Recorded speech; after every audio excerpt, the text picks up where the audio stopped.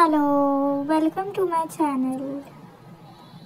आज आपण बनवणार आहोत अगदी झटपट होणारा आणि अगदी चविष्ट असा रवा केक.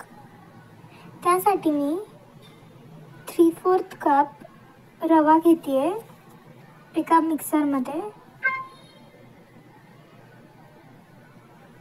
आणि 3/4 कप शुगर घेते म्हणजे साखर. आणि हे सगळं बारीक करून घ्यायचं आहे.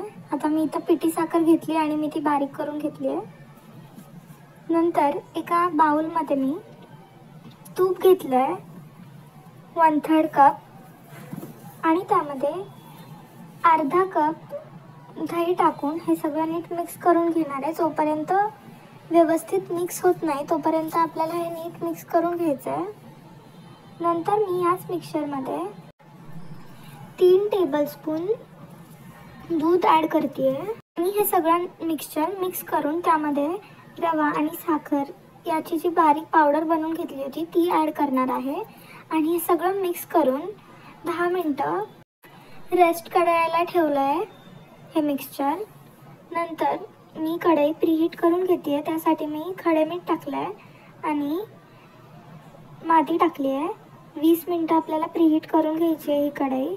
आता आपण जे मिक्सचर रेस्ट करायला ठेवलं होतं त्यामध्ये मी अर्धा कप मैदा ॲड करते आहे, 1 टेबलस्पून बेकिंग पावडर ॲड करते आहे आणि 1/2 टेबलस्पून सोडा ॲड करून अगदी थोडासा व्हॅनिला एसेन्स ह्यामध्ये ॲड केलं आहे मी. आणि हे सगळं नीट मिक्स करून घ्यायचं आहे. अजिबात लम्स ठेवायचे नाही आहेत आपल्याला.